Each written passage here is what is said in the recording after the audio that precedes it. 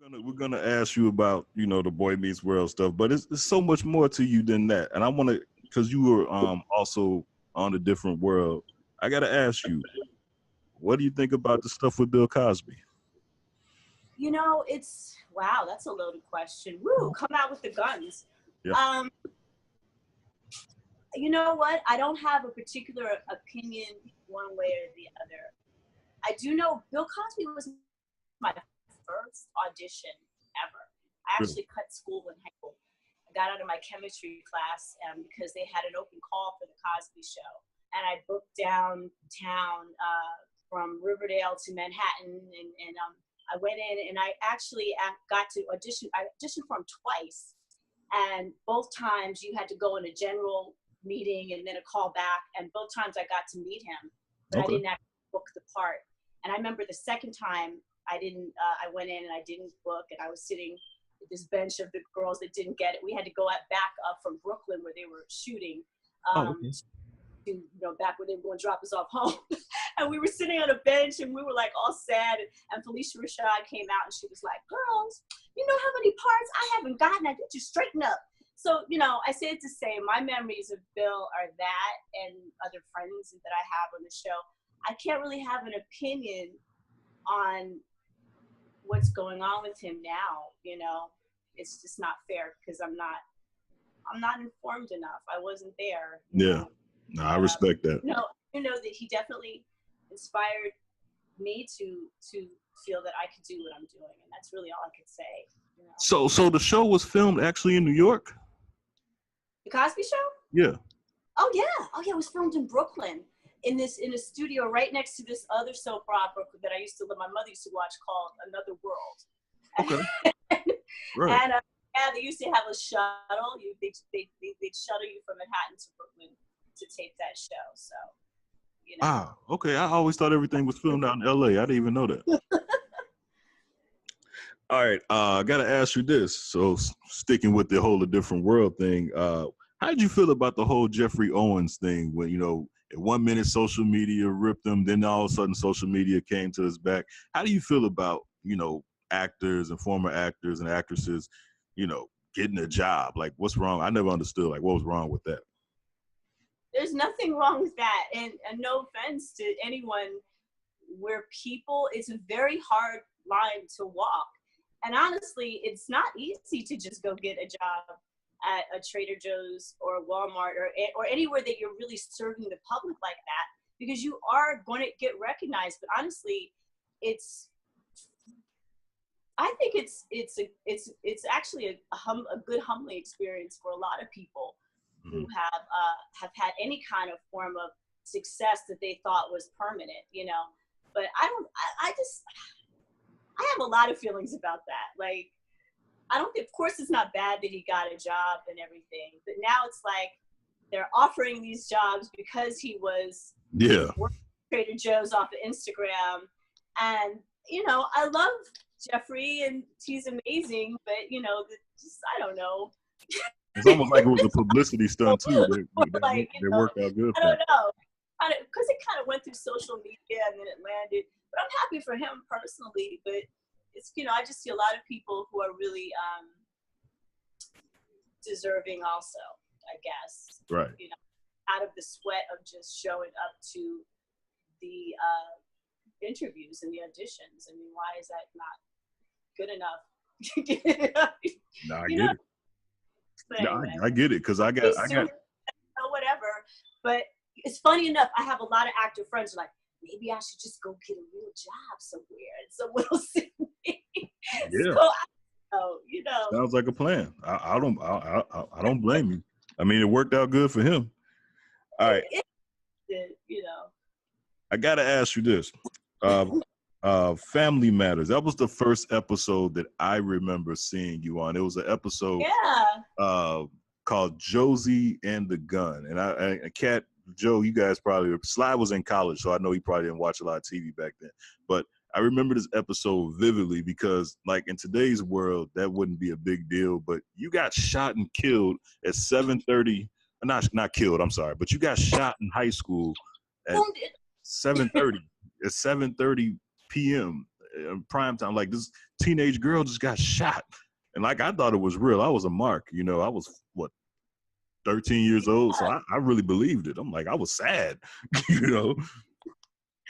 You know, I've done a lot of, that was the years of me doing a lot of sitcom.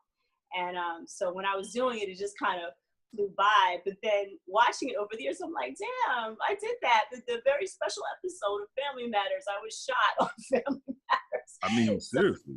I'm proud of that. I'm really proud of that, you know. Yeah, that was something. There were a lot of real good people in the episode too.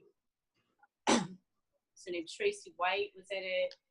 You know, it was really cool. And I still holler at Sherry on Instagram and everything. You know, I think she saved my life in the scene or something like that. Yeah, you gotta say their characters' name, because I don't know, other than you, I really don't know them by their real names. Hey, hold on. There he is. Come here. Oh, I know you ain't finna bring Eddie Winslow. Yeah, just answer one question. Please. Come be in camera for 2 seconds. 2 seconds. And then you have to go. Then you gotta go. What was your character's name? Hey, what up? Big fan, bro. Big fans. Appreciate you. Definitely. Everything is cool, slow motion. Just chilling with Mama Bear. Yeah. How doing? Good, man. Doing all right. Asking me about Family Matters. Oh, that's awesome. Cherry's character was Maxine. Maxine she played in Punky Brewster too. She did. That's right. Yeah, I remember. All right, get out. Thank you. Get out. Yeah, man. I just remember that because that was epic to me to see like a teenage girl get shot in school, because we didn't see all that. That was before Columbine and all that kind of stuff. You know, it wasn't happening like that. It happened over and over and over again. You know? Right. Yeah, that was a great role. And then I was like upset because, you know, I was a mark for TV, and then you didn't show back up. So I'm like, is she okay? You know what I'm saying? Like, what happened? This should have been a reoccurring. Is she okay? Is Chelsea okay? Yeah. We got to find out. Maybe we'll write the episode later on another show. Yeah. I don't want to hog it up because I want to go get to a different world in a second. But you guys got anything before I keep going? I do. I always like to ask, like, you've had a career like spanning 25 years. Can you talk a little bit about like the education that goes into it and the training that you have to continually do to be competitive in your field? My training started really young, but it was only on the job training. I didn't take acting lessons, but I did. I was discovered as a young age because I thought I could do it. And I right away got a play off Broadway. And then I had to, it was most on the job. You know, I would get jobs and train then. It wasn't until after I did Boy Meets World that I actually went and took an acting class, because I thought I was so honed into this particular style of acting that wasn't really what I started out in. I started out in, you know, thinking I was doing, you know, more movie-esque acting. And then when you land in like a sitcom groove, and then when it's over and, you know, there's a multitude of opportunities, you know, I had to really fine tune then. But it's ongoing now at this point, because my mindset is more one of ownership. So I could, of course, I've already done all the crafting I need to be an actress. You know, I don't think I really particularly need to go to a class right now or do that. But to have a ownership over your content, that's an ongoing class. That's to get on YouTube every day, learn this, learn that. You don't know something, and it keeps changing every day. So me and my husband, we do a lot of, he especially is we're in college every day when it comes to our movie making and crafting the ownership of our content at this point. So, but that's something people take for granted. Kids come up to me all the time and they're like, hey, you know, I just direct, because it's so easy to direct or to put something out now. All the tools are around you so easily. Right. People really do take it for granted, but you know, that's why I kind of love my my peers and my alumni of Hollywood, because we're one of the last generations that we had some mentors that were like, you better know what you're doing, and that's still in my heart. And it's hard to really bridge the gap of applying it to a society that's not as interested in the training, you know, that we were exposed to. But I know it's doing great for me, and when as moving into more of a position of ownership, I mean, it's amazing to really know what you're doing and know what to call things on set and have technical references. It just makes you feel so much better and do better, you know, because your confidence is and your education is just up there. Well, my question was, have you ever written or directed anything? And if not, do you aspire to do so? Yeah, actually, I have written and directed 2 films with my husband. We have an independent film company, and we're actually reinventing. My husband, Marcello Thedford, was responsible for doing a slew of one of the first men to do a slew of the straight DVD to DVD movies, and independent, all owned by him for years. And he's grown so much. And now we're at a point, we're getting ready to slay some things. We have about 5 movies in the can now being edited that are about to come out. I directed 2 of them. 2 of them are out now, Sins of the Guilty. Sins of the Guilty. Capitalizing on my interracial relationship. I'm a big studier of marketing and things of that nature. And then this actually, because we're business people, we're not just, you know, floating gypsy artists who want to make a bad movie. We're a business. So we made the same movie. It was all Latino. This was a good movie too. Oh, thank you. We're a family business, you know. So my dream, it's not just directing and writing, all that's good, but my dream is to do it within my family, within my culture, you know, in my bare feet. What's going on with you and Darius? You know, huh? What's going on with you and Darius? You guys working on something? Yes. This is gonna be so good. Wow. Yeah, that's my brother. You know, that's family right there, and that's how we do business here at the Bedford House. Nice. Here, you're working with us. You know, there's a plan that we're all on. Right. Okay, so let me get back in this. You were on a different world and you had like an accent. I remember that episode too. Like you popped out, like my favorite actress popped up again. What was that like working on a different world? What theme was with Ron, and I think I got the other girl's name. Okay, that was so cool, that episode, because that was the first job I had right after coming to LA, and I'd been in this girl group with Quincy Jones that never went through, and Debbie Allen was supposed to play my mother in this particular project that didn't go through. So next job I have is with Debbie Allen directing A Different World. So it was really interesting because I get on the set and I think I'm doing really well in my accent, and then Debbie just comes up and goes, "Girl, you need to really put your accent together, okay? You need to know every word." And I thought I had it down, and I got the part, you know, but right. She would work me like a horse on that. I still don't think, every time I see it, I'm like, I'm not sure if I did that right. And then cousins call you like, "I love your Jamaican accent." I'm like, no, it was supposed to be English. Oh, wow. That was a really great time. And I remember Jasmine Guy in the episode wore this beautiful fur coat. She was so nice. She's like, do you want me to try on my fur coat? You know, and she was really sweet. And Joe Morton was on that episode, and I got to meet him, and he was very serious at the table read. Everything had to be, you know, dissected and right. And Jada was she wasn't in any scene with me, but she was walking around, her and Cree, and, you know, they all owning their part of the set. You know, it was a great time, you know. So that was a great experience. Classic, yeah. Legends, been around legends. That's awesome. Yeah. I've been out a long time, and I've really been in the mix of a lot of really great people.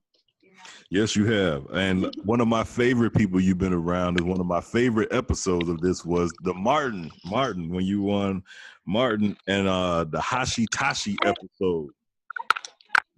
You remember that? The Hashitashi? Yeah, that was great. Funny enough, at the time, I was really good friends with Parquet when we were young. You know, we were like, you know, college, you know. Well, back then it was like the eight. I went to Howard University. You know, I forgot what he went to. He went to somewhere around there. We were college friends. You know, about 5 years after college when I did Martin. So that was really fun, and it was awkward because I was really good friends with his wife. So even just him putting all his arm around me, we were like, you know, wow.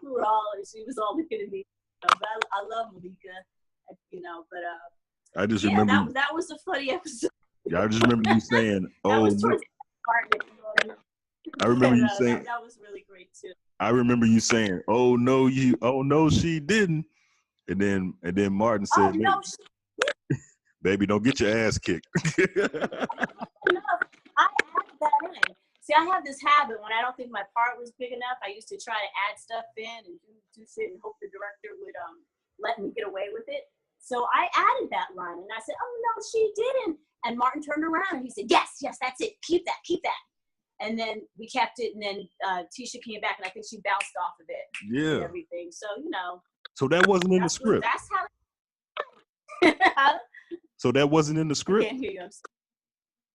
No, that was not. That was not. I used to do crazy shit like that all the time. Like when I did Friday After Next, you know, they didn't tell me to do that weird dance in front of Ice Cube. But, you know, I was just trying to get whatever little extra I could, you know. All right. I got to ask you this. I've been told not to do it. All right. I got to ask you this. I got to ask you this. Now we're about to talk about Boy Meets World. I remember reading an article saying that you wrote a letter to the network saying that there wasn't no interracial couple relationships on network TV, right? Was that before you got on Boy Meets World? It was an article. I can actually Google it for you, but it said that you actually wrote it. It was an article in the New York Times I wrote. Okay. I'm not going to say it, but it was maybe the second, somewhere in the, I think it was the first or second season that I was there.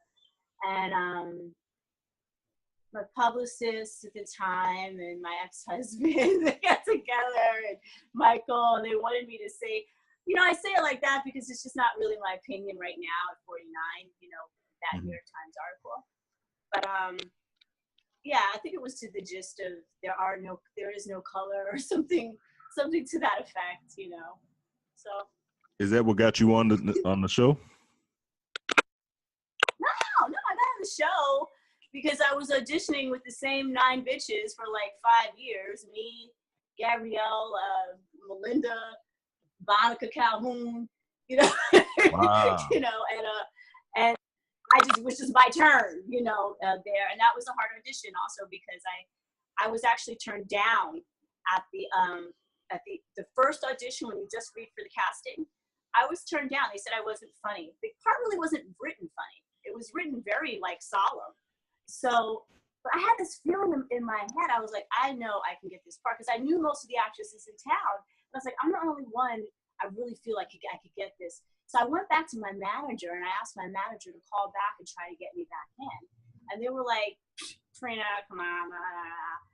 And they wouldn't really do it. And then so there was a receptionist in the manager's office who was pissed at my manager at the time because they wouldn't let her do things she wanted to do to come up.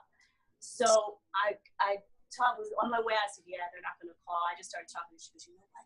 I'm going to call. She called and she got back in. And then all of a sudden they called in Michael Jacobs. And once they called Michael, it was on. I got 5 more auditions. And then I got the job. So That's the real. That's what happened. Yeah, that's how I got that job. And then I was only called on for 1 show. It was like maybe it might be a reoccurring vague talk, you know. So, but I got called on, and then they said, okay, you know, keep going. So. And history was made. Yeah, see, sometimes you gotta push. You know, what if I had just been like, oh, and said no? Right. We wouldn't be talking now. You know? Right. Well, I'm sure you would have been something else all about you. When you have a gut feeling, it doesn't go for it, you know? Yeah. Better try than not. I mean, you don't want to be too impulsive, but stuff like that, yeah. What was it like being on that show with did you all get along? I mean, you were older than all of them. Like, what was it like? It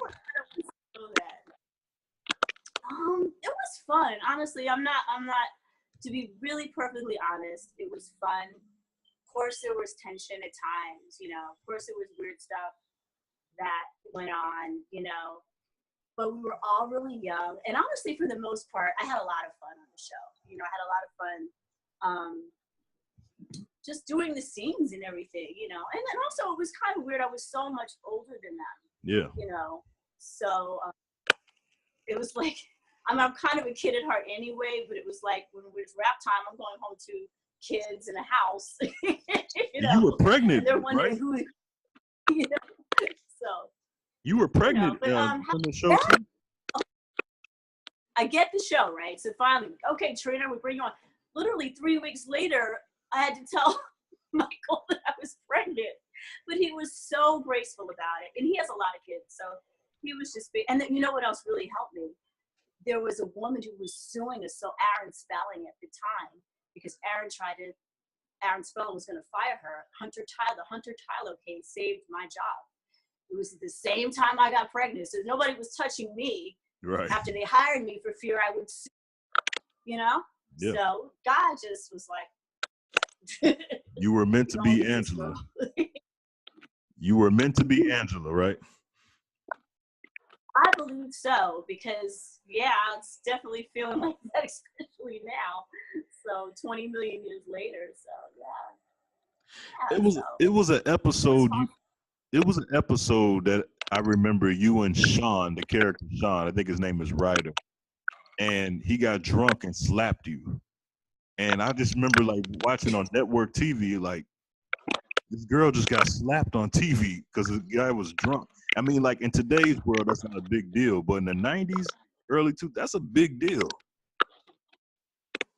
It was. I also think it was a big deal the way they handled it, because they handled it like kind of old-fashioned, which is obviously more my style, where Angela wasn't like, you're bad, I'm going away. She was more like, I know that's not you. Yeah. You know, which is really more in alignment how I am. I'm more of a nurturing person. I mean, I'm not going to be beat up, but I do know to see past people when necessary and bring out the best, you know. So, yeah, but now I think they would have just been like, you know, you hit me, get out, you know, and that'd be the end of it. Right.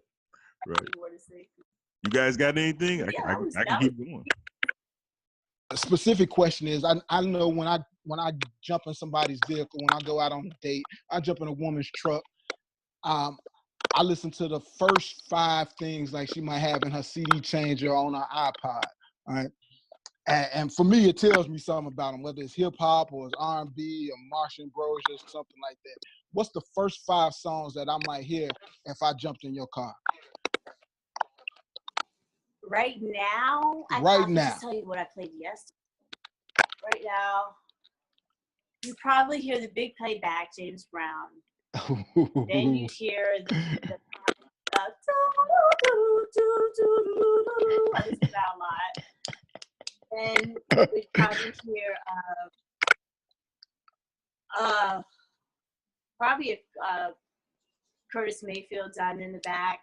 Ooh. And then I'd probably go one Stevie Wonder, and then I'd probably have like a little corny 70s song. I'm not really I like current music. I just have my, you know, my standards, you know. But I like music that makes me feel really like emotional, you know. And I like fighting music too. You like fight? You like fight music? Okay. You like fight? I usually like You like to get pumped up music. Okay. I got to ask you another question about Boy Meets World. Do you think towards the end they started making Boy Meets World sort of like Friends? Yeah, I mean, I didn't really know it at the time, but what else were they supposed to do? They had to get that last leg of the show, you know. So I guess they just did what was going on and everything. I mean, I don't know. Were we friends? Yeah, they definitely were. Yeah. It was so good. Like, what was your thoughts when they did they tell you like before the last season that this was going to be the last season, or did you guys kind of play it by ear? Did you know? No, Michael was always upfront. He always is really good at telling the truth. Well, the hard medicine, quick, fast, and ahead of time. So, I think we were surprised when we got that last season at all. You know, okay, because it had been on for a while. But we knew, we planned, and we were okay. It wasn't one of those we walk back to work and they're closing up your dressing room. It wasn't that bad. You know, we got through one. So. Yeah. It was a nice soft ending. Why do you think people are so attached to you and to Angela and Sean?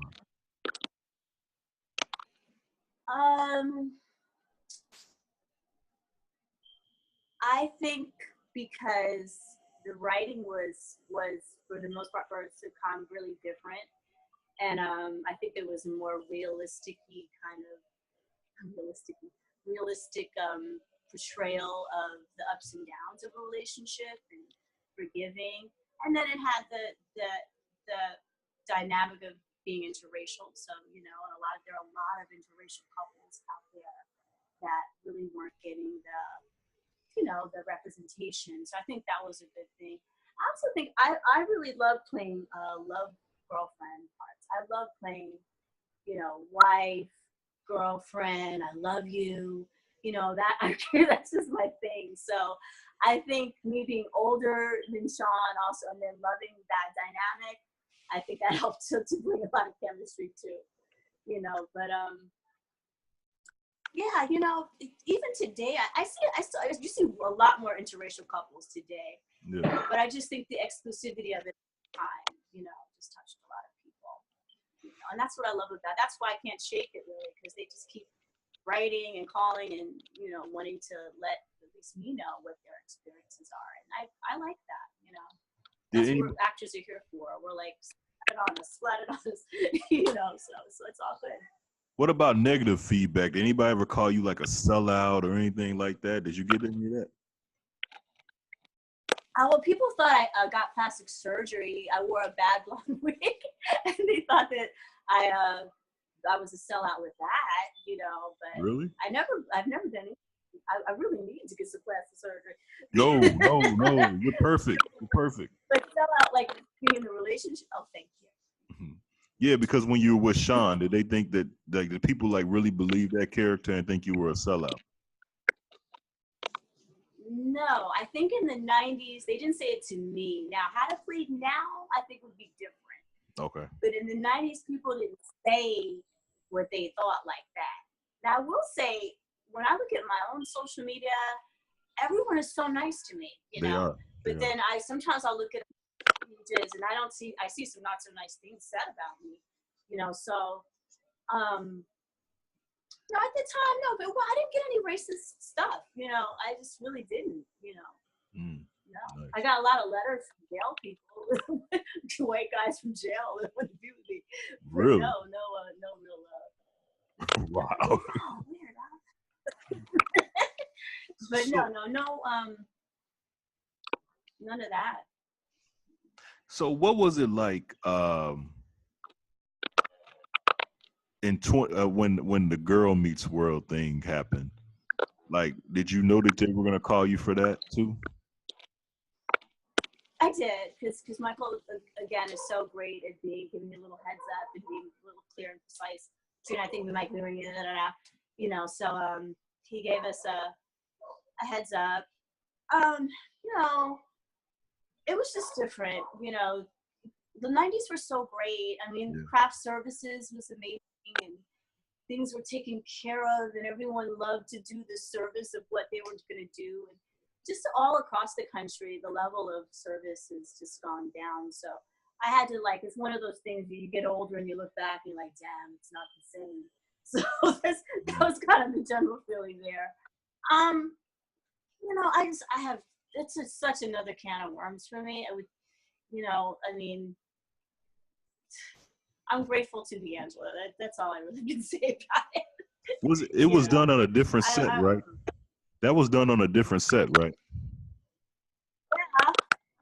In a different studio and everything? Okay. So it's tough to get used to, right? I don't, you know, I have higher 90s standards. What do you want? So, but it was cool. Aside from that, you know, because now I'm being a bratty by saying that, you know, the set or whatever wasn't right, but it just was different, and it was a lot. It was a different company, and it was a lot of different politics that I honestly didn't really understand because I was too predicated on what had happened 20 years ago. So actually, it was a very good learning curve for me on moving on, you know, and dealing with the present. Yeah, because you were fortunate because not everybody got called back. At least I don't think so. I don't remember everybody getting called back. Did they? Back, Jack and Will and of course Ryder and you know almost everybody got called back. Okay, all right. I thought the redheaded girl didn't get called back. No, I'm grateful to be called back. And you know, they call me back because I'm fabulous. And exactly. Because the fans have really enjoyed that. The fans really enjoyed that storyline. So, you know, you got to call back what's working. Right. All right, I got to ask you this question too. What was the movie that you were in called Booty Shop? What was that about? I didn't see it. Booty Shop was an independent film that I did with my current husband. It was the first, I think it was like 10 years ago, and it was one of the first things we ever did together. And you know, we just kind of put it together. It was a fun project. We did the most we could with what we had. You know, we didn't have investors or anything, and it was a cute little campy movie. If you don't, you know, take it too seriously. It was a lot of fun. Now the funny thing is, it's like this little urban cult classic now. You know, and I have a lot of new hood friends from that movie and everything. But you know, it is what it is. But if that movie that me and Marcella did together was the beginning, and we've grown so much since then, and we weren't afraid then, and now we're just not afraid now. So, you know.